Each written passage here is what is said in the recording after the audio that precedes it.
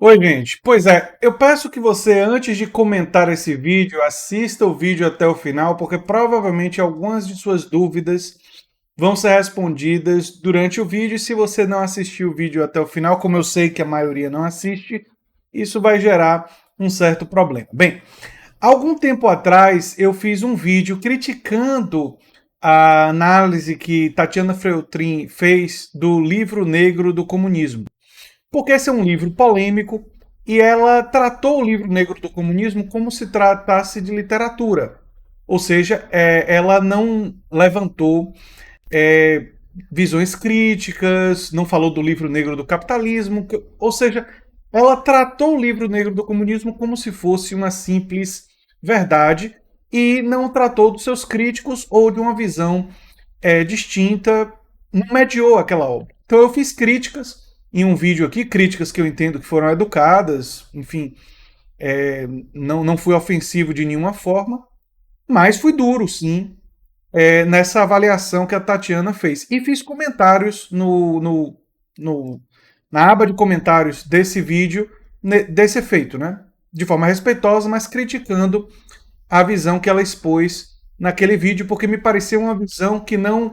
Eu não acredito em imparcialidade, mas você deve tentar olhar uma questão por múltiplos ângulos. E eu acho que ela não fez esse esforço naquele vídeo. E por isso eu critiquei. Aí, mais recentemente, ela fez um vídeo sobre obras de George Orwell, um autor que eu gosto bastante. E ela falou sobre 1984 e também Revolução dos Bichos. E eu achei os vídeos dela nessas duas obras muito melhores no aspecto que eu critiquei do livro negro do comunismo. E eu estava pensando até em fazer um vídeo, apesar de eu ter uma visão política muito diferente da de Tatiana Feltrin, fazer um vídeo elogiando e dizendo: olha só, nesses dois livros, especialmente do 1984, que eu vi, analisei o vídeo dela, ela fez uma exposição mais equilibrada. Ela destacou, por exemplo, que Orwell se entendia como um socialista democrático. Ela citou no vídeo dela visões libertárias de esquerda de Orwell, de outros autores, não só visões com as quais ela concorda, mas visões divergentes. E eu estava pensando em fazer um vídeo, na época próxima que ela fez esse vídeo sobre Orwell, elogiando a postura dela e dizendo: olha só, você foi capaz de fazer um vídeo é, com, absorvendo, não que ela tenha visto o meu vídeo, mas absorvendo as críticas no sentido de que você mostrou diferentes visões sobre o autor e não apenas uma única visão. E aí, antes de fazer esse vídeo elogiando esse aspecto daquela análise da Tatiana Feltrin, eu também fiz uma série de comentários nesse vídeo dela e estranhei de repente que muitos dos meus comentários não tiveram respostas. E foram vários comentários que eu fiz, inclusive porque eu estava criticando nos comentários pessoas que estavam demonstrando uma compreensão equivocada de George Orwell. Tem muita gente da direita que gosta de reclamar Orwell para si, quando Orwell, claramente, durante toda a sua vida, sempre foi uma pessoa da esquerda democrática. Claramente. Ele disse, inclusive, que as obras que ele escreveu, incluindo Revolução dos Bichos, eram voltados a defender o que ele chamava de socialismo democrático. E ele entendia que a crítica dele ao stalinismo era crítica ao socialismo autoritário, um desvio das ideias socialistas, algo que se tornava indiferenciado em relação ao capitalismo, em relação ao fascismo, porque era autoritário e ele era um democrata radical. Inclusive, Orwell, quando esteve na Guerra Civil Espanhola, elogiou os anarquistas e o empoderamento da classe trabalhadora. Ou seja, Orwell tem uma longa trajetória no campo da esquerda. E tinham pessoas de direita nos comentários reclamando Orwell para si, achando que ler Orwell faz você de direita, e aí eu brinquei com alguns deles, dizendo que... Um deles disse assim, eu li Orwell e depois disso não andei com um certo grupo de pessoas e mudei as minhas ideias. Aí eu brinquei e disse assim, então você só se tornou um socialista democrático, como ele era. Né? Claramente percebendo que era uma pessoa com um viés direitista que estava querendo reclamar Orwell para si, quando isso não era correto. E aí eu percebi que nenhuma das minhas respostas, comentários, estava sendo respondidos, né? E foram muitos os que eu fiz. Aí eu, por curiosidade, entrei em uma outra conta que eu tenho no YouTube e fui ver se meus comentários eram visíveis pela outra conta. E não eram. Ou seja, provavelmente, praticamente com certeza, não sei se até hoje, porque isso já tem algum tempo, mas vocês podem até checar nesses vídeos se vocês conseguem visualizar algum comentário meu. E se vocês conseguirem visualizar e me apontarem e ele estiver podendo ser respondido, significa que ela me retirou dos usuários ocultados. Ela pode fazer isso.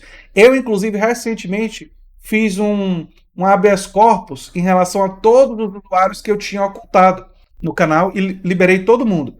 E se eles voltarem a xingar, fazer ameaças e coisas barra pesada, eles vão voltar a serem ocultados. Eu não sou contrário à ideia de você ocultar ou bloquear uma pessoa, mas eu utilizo como critério não a pessoa divergir de mim ou ser crítica ao que eu penso. Tem muitas críticas que estão nos comentários desde que esse canal surgiu. Eu utilizo como critério o uso de um linguajar de baixo calão, quer dizer, palavrões em excesso. Eu uso como critério ameaças, gente que realiza ameaça a outras pessoas ou a mim, minha pessoa, eu não permito. Então, ficar fazendo ameaças, coisas mais agressivas, eu não permito. E eu também não permito divulgação de teorias da conspiração e divulgação de pensamento anticientífico. Quer dizer, a pessoa começa a usar os comentários como uma espécie de spam para ficar enchendo isso no canal. Essas são as 3 coisas que eu não permito. Mas eu achei curioso que se ela de fato me ocultou por uma crítica, é curioso isso, né? Porque ela faz críticas como meio de vida e uma atividade que ela tem. E eu fiz uma crítica, a meu ver, uma crítica dentro dos parâmetros do que seria uma crítica de conteúdo. Eu não estou fazendo uma crítica pessoal a ela, eu fiz uma crítica à crítica dela. Eu acho que tinha lacunas ali, problemas. E fiz uns comentários nesse sentido, tentando inclusive fazer as pessoas refletirem por uma outra direção, e aparentemente isso não, eu fui longe demais e por isso fui ocultado. E se vocês estiverem se perguntando, André, mas por que você está fazendo vídeo sobre a Tatiana Feltrin? Ou por que no passado você fez vídeo sobre PC Siqueira, sobre Débora Barbosa? Eu acho que tem uma coisa que muita gente não entende aqui no canal. Eu não fiz vídeo sobre PC Siqueira, vídeo sobre Débora G. Barbosa. A acusação sobre o PC Siqueira, ou o preconceito, na minha opinião, da Débora G. Barbosa, ou esse episódio das análises da Tatiana Feltrin, eles permitem com que eu reflita sobre outros assuntos. Por exemplo, o caso da Débora, eu faço uma reflexão mais ampla sobre o preconceito. No caso do PC Siqueira, eu faço uma reflexão sobre deepfake, se é que não é, a questão da cultura de cancelamento da internet. Quer dizer, eu uso aquele caso para fazer uma reflexão mais ampla. As pessoas acham que eu estou fazendo um vídeo apenas sobre aquela pessoa, normalmente não assistem o vídeo até o final. Muitos não devem ter chegado nem a esse minuto, que é o minuto 8, os que acham isso. Então, é absolutamente lamentável isso, né? Porque não estão percebendo que eu uso do que aconteceu, de um evento, como um mote para refletir sobre questões mais amplas, para refletir sobre problemas mais amplos. E nesse caso específico, o que me incomoda tem múltiplas camadas, mas uma delas envolve a questão de compreender o autor de forma mais ampla. Nesse vídeo mais recente sobre o Orwell, Tatiana Feltrin foi melhor. Ela permitiu que, digamos assim, mais pessoas compreendessem que Orwell está no campo da esquerda. Ela, digamos, deu uma visão um pouco mais diversificada do Orwell. Mas eu não posso estender esse elogio de forma efusiva, porque uma crítica que eu fiz, que não foi cheia de palavrões, que não continha ameaça, eu não estava divulgando teoria da conspiração, era uma crítica absolutamente localizada em um livro antigo, um livro que há algum tempo atrás ela tinha analisado. Era uma crítica que ela considerou intolerável. Ou seja, ela pode criticar os outros livros, mas ninguém aparentemente pode criticar ela. A crítica por si só seria suficiente para ela considerar que aquela pessoa foi longe demais e ocultou. Repito para vocês, eu não sou contra a ocultação de gente do canal. Se a pessoa realiza coisas muito extremas, eu acho que é admissível, até para limpar o setor de comentários, você ocultar algumas pessoas que estão realizando, e bloquear, não é? Algumas pessoas que estão realizando ameaças, palavrões e coisas desse tipo. Mas eu não ocultei ninguém por divergir ou criticar meu trabalho dentro do âmbito que eu considero civilizado. E realmente me preocupa se nós estamos caminhando para formar guetos que a gente simplesmente não quer ouvir a opinião do outro. Eu tenho conversado com pessoas aqui do campo da esquerda, pessoas inclusive que eu respeito, e nós temos muitas divergências. Muitas divergências. Isso dentro do campo da esquerda. Se passar para a direita, então a gente vai ter divergências ainda maiores. E nós não podemos cancelar ou querer parar de falar com essas pessoas porque a gente pensa divergente em um ou outro tema. Não é? Pelo contrário, eu acho que a gente deve continuar dialogando para aprender um com os outros e aprender com essas diferentes formas de pensamento, até porque quando a pessoa pensa diferente, ela pode ter motivos que a gente não conhece muito bem e vira um momento de aprendizado. Se esses motivos e essas razões serão suficientes para a gente mudar de ideia, é uma outra questão, porque você pode já ter analisado essas razões, ou mesmo que você não tenha analisado, considerar elas, quando é apresentado, como insuficientes para você mudar de ideia. Então, essa me parece uma questão muito importante, não é? Ter a capacidade de lidar com o divergente. E eu já convidei aqui no canal várias pessoas que pensam diferente de mim. O biólogo Henrique, por exemplo, nem diz se é de esquerda nem de direita, ele se considera uma pessoa de centro. E mesmo pessoas do campo progressista, eu acho que poucos concordam com minha visão mais radical de democratização ampla do Estado, da sociedade e dos espaços de trabalho.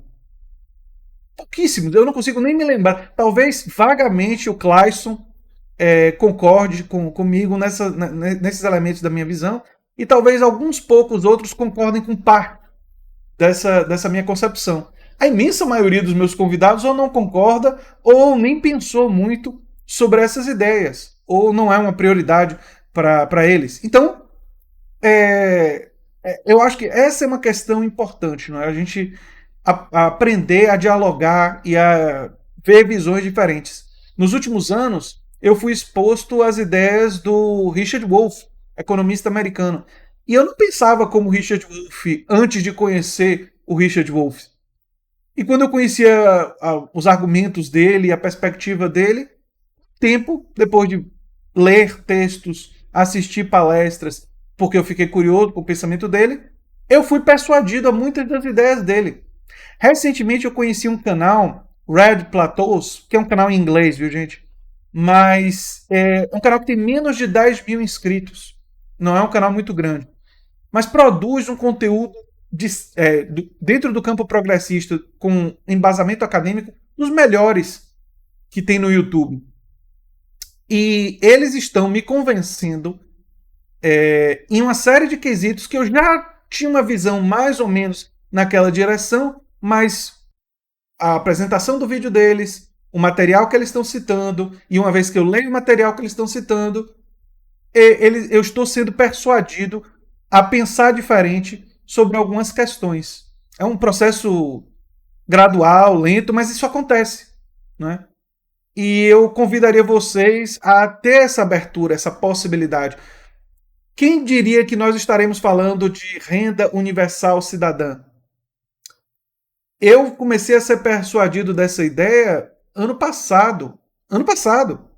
Eu já tinha pensado sobre ela, mas nunca era uma ideia assim que eu defendesse de forma apaixonada. Ano passado eu comecei a pensar sobre ela, vi essa ideia na campanha do Andrew Yang, candidato à presidência dos Estados Unidos, li mais sobre isso em outros autores, vi TED Talks e outras coisas relacionadas à ideia, li propostas do Yanis Varoufakis, ex-ministro da Grécia, e outros, e fui persuadido a adotar essa ideia como um direito de cidadania importante. Eu não pensava assim desde sempre.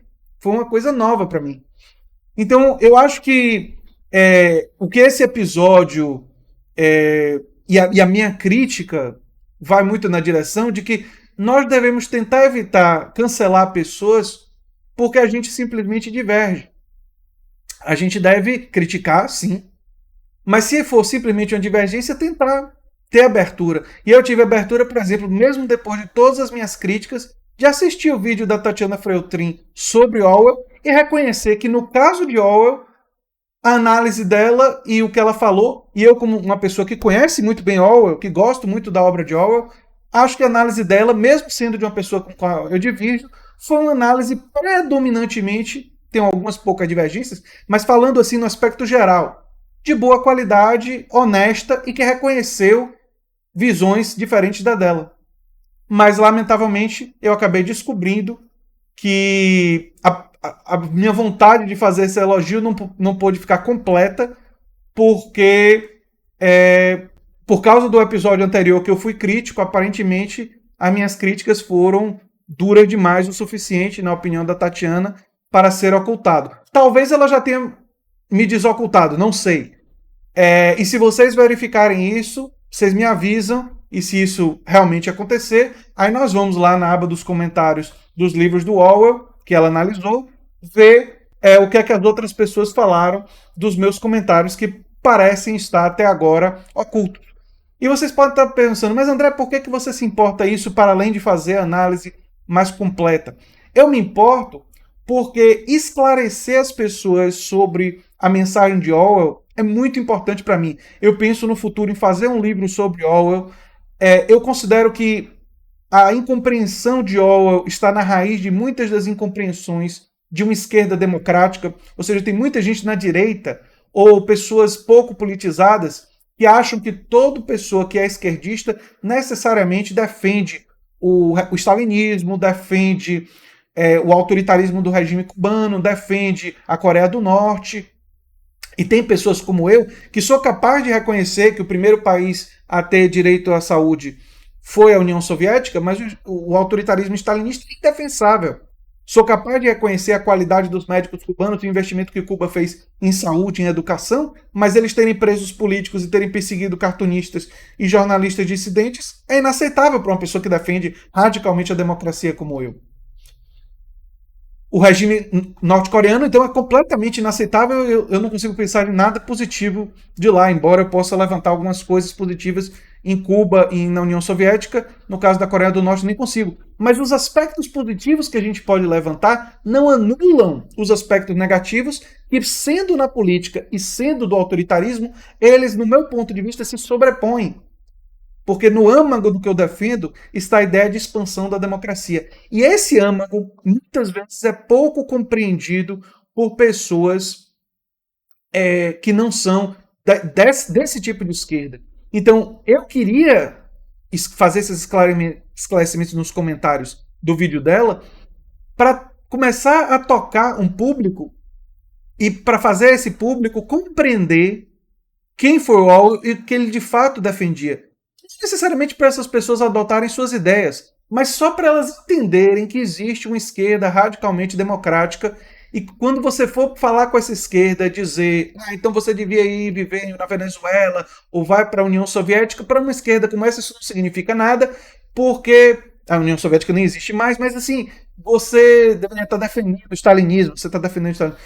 Isso não significa nada porque nós, dessa esquerda mais radicalmente democrática, temos em geral mais oposição a esses regimes, porque eles perseguiram os nossos antepassados ideológicos. Né? As pessoas de esquerda mais democrática foram perseguidas por esses regimes. Então, os nossos, dentro desses países, foram perseguidos, né? Ou hostilizados. Né? Então, eu acho que essa é uma questão que é importante e por isso que eu utilizo esses episódios para fazer uma reflexão mais ampla. Espero que aos poucos, eu sendo repetitivo com relação a essa estratégia e estilo do canal, as pessoas acabem compreendendo esse estilo do canal, essa característica do canal, E, enfim, entendam que essa é uma das estratégias que eu utilizo para pegar coisas do cotidiano que estão acontecendo com pessoas conhecidas para fazer reflexões mais amplas. Eu não faço vídeos sobre eles exclusivamente. O que eles estão fazendo, seja a Débora G. Barbosa com uma fala, no meu ponto de vista, preconceituosa, aliás, obviamente preconceituosa, seja o caso do PC Siqueira, seja a Tatiana Feltrin, análise dela do livro de Orwell, análise do livro Negro do Comunismo, tudo isso é mote para que eu faça uma análise mais ampla sobre as questões que são suscitadas pelo caso. Não estou falando das pessoas exclusivamente, né? Eu lamento que algumas pessoas achem isso, mas enfim, esses são os problemas da comunicação, não é? Enfim, se você gosta do que eu faço aqui no canal Nova Máquina do Tempo, se inscreva, dê um like, compartilhe. Eu sou André Teixeira Jacobina e torço para que muita gente tenha chegado até o final do vídeo, mas como ele já chegou a 21 minutos, acho que muita gente não vai chegar até aqui, lamentavelmente. Um abração, gente. Tchau, tchau.